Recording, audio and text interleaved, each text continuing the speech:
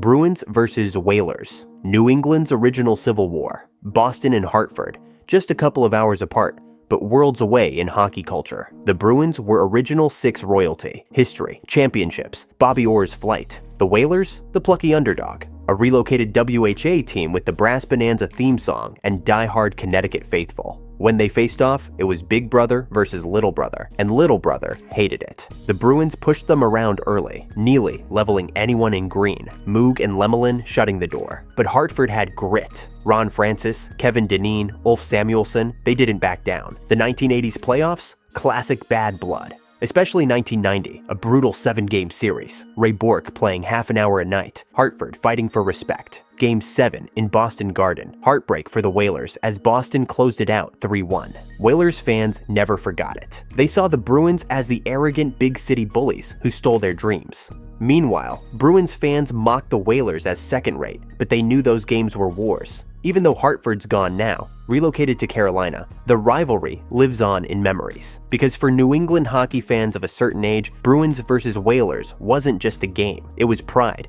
defiance, and the battle for who really owned New England's hockey heart. Stars versus Avalanche, the battle for the Central. This isn't a casual rivalry. It's playoff heartbreak and unrelenting warfare. It sparked in the late 90s when both teams were cup juggernauts. 1999, Western Conference Final. Dallas outlasts Colorado in 7. Belfour and Roy trading highlight reel saves. Modano versus Sakic, pure fire. 2000, another 7-game epic. Dallas wins again, crushing Avalanche dreams. These weren't series, they were tests of will. The feud cooled in the 2000s, but roared back in 2020's bubble. 7-game chaos. Game 7 overtime. Joel Kivaranta's hat trick, a 5-4 stunner, leaving McKinnon and Makar shell-shocked. 2025, another first-round classic. 7 games, back-and-forth brutality. Colorado led 2-0 in Game 7, but Mikko Rantanen, traded to Dallas, unleashed a third-period hat trick, flipping the script for a 4-2 Stars win. These are the West's elite. Every game's a measuring stick. Every playoff clash a potential legend. Dallas and Colorado don't just want to win,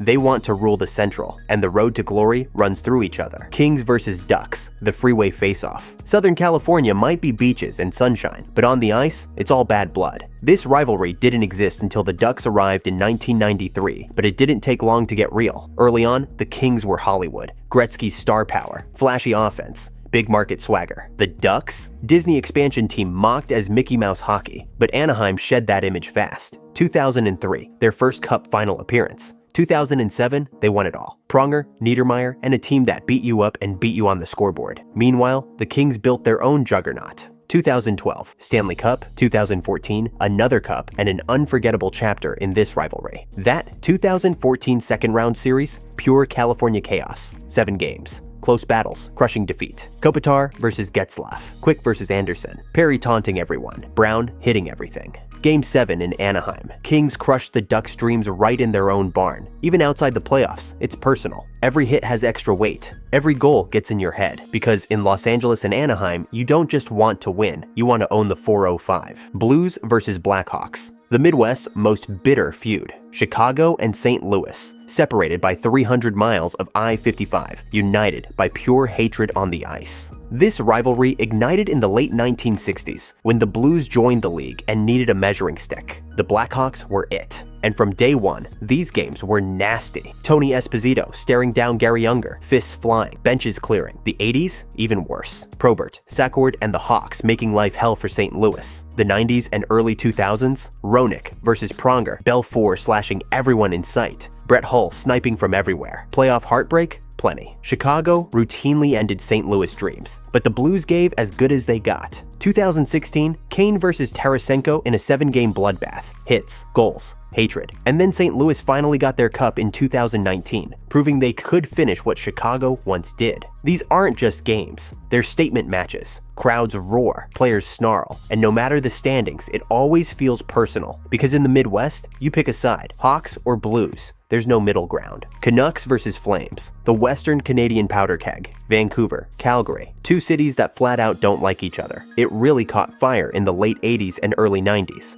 Linden versus Fleury, Vernon versus McLean, games that felt like bar fights on ice. 1989, Calgary breaks Vancouver Hearts in overtime en route to their cup. 94, Vancouver returns the favor, Bare's iconic double overtime goal that sent Calgary packing. The 2000s, even nastier, Kipper stonewalling Naslund, Eganlaw battling the entire Canucks roster. 2015 playoffs, pure chaos, line brawls, Dorsett taunting the entire Calgary bench, Furland becoming a one-man wrecking crew. And while both teams have had ups and downs, the hate never dies. Even when they're rebuilding, fans circle the calendar. Because for Canucks and Flames fans, these games aren't just about points. They're about pride, payback, and proving which province's hockey heart burns hottest. Devils versus Rangers, the Hudson River rivalry. Two teams separated by a river and an ocean of hatred. It started in the 80s when the Devils arrived in Jersey and Rangers fans mocked them as nobodies. But the Devils didn't stay quiet. 1994, Rangers finally lifted the cup, but not before beating New Jersey in that legendary double OT Game 7. Matteau. Devils fans still see that goal in their nightmares. But redemption came quickly. 1995, the Devils stormed through the playoffs and won their first cup, proving they belonged, even if they didn't get to knock the Rangers out themselves.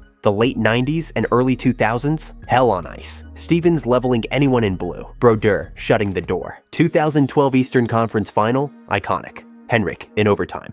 The Rangers stunned, jersey dancing.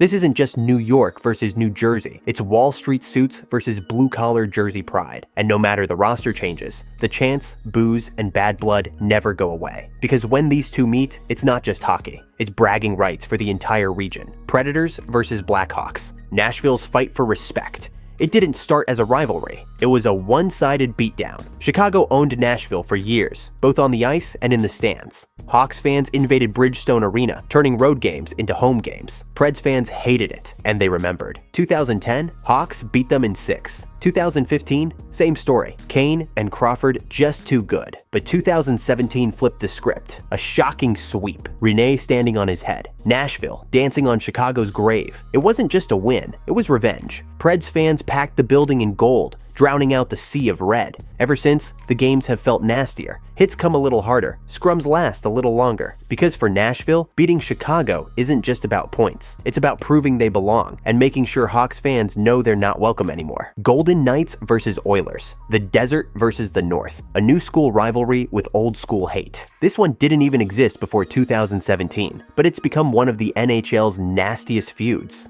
Vegas arrived like a wrecking ball, making the final in their first year, instantly demanding respect. Edmonton? They had McDavid, Draisaitl, pure star power, but early on, it didn't matter. When they met in the 2023 playoffs, it was war. Big hits, cheap shots. The series went 6, but Vegas bullied Edmonton out of the playoffs and went on to win the cup. For Oilers fans, it was humiliation. Vegas looked like the new Western power, and they loved rubbing it in. 2024 only cranked up the tension, even if they didn't clash in the playoffs. Edmonton went all the way to the final, while Vegas stumbled early, making Oilers fans hungry for payback. But 2025 delivered the showdown everyone wanted, another playoff battle. And this time, Edmonton didn't blink. Vegas threw everything at them, but Edmonton struck first and often. Skinner shut the door. McDavid and Draisaitl drove the offense. But the final blow came in Game 5, a 1-0 overtime win on Kasperi Kapanen's clutch goal, with Skinner pitching a 24-save shutout. No more excuses.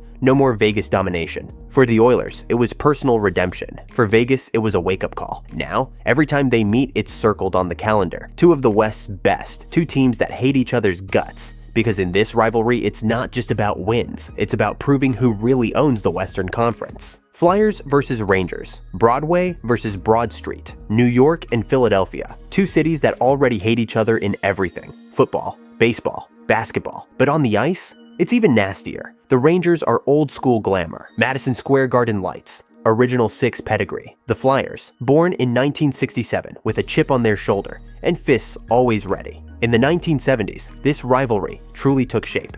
The Broad Street bullies made sure every Rangers game turned into a street fight. Dave Schultz throwing punches, Bobby Clarke slashing ankles. The Rangers tried to match the physicality, but always seemed just a bit too pretty. The 80s and 90s still mean Lindros crashing the crease, Richter standing tall, 2000s and 2010s, more talent but no less hate. Gaborik versus Carter, Lundqvist versus Mason. Playoff series that felt like wars. Crowds that roared with pure venom. It's never just another game, because in Rangers versus Flyers, you're fighting for city pride, fan bragging rights, and the right to call yourself the real beast of the East Coast. Sabres versus Maple Leafs. The Battle of the Queen Elizabeth Way. Toronto and Buffalo. Just 2 hours down the highway, but worlds apart in hockey identity. Toronto is Canada's biggest stage. Suits in the lower bowl. Decades of Original Six history. Buffalo. Blue-collar, hard-hat fans who live and die with every shift. This rivalry was born of geography but fueled by frustration. Leafs fans love to flood KeyBank Center, turning Buffalo's rink into a sea of blue and white. Sabres fans, they hate it. They see Toronto as arrogant, overhyped, and happy to spend money while Buffalo fights for respect. The 1990s gave us classic duels. Hasek standing on his head, Sundin firing wristers, vicious scrums in the crease. 1999, Buffalo nearly won it all, making sure Toronto knew who the real threat was that year. The 2000s, tense, chippy, and personal. Even when both teams were rebuilding, these games stayed circled on the calendar, because it's more than just 2 points. It's a border war, and when Toronto and Buffalo collide, it's about pride on both sides of the Queen Elizabeth Way.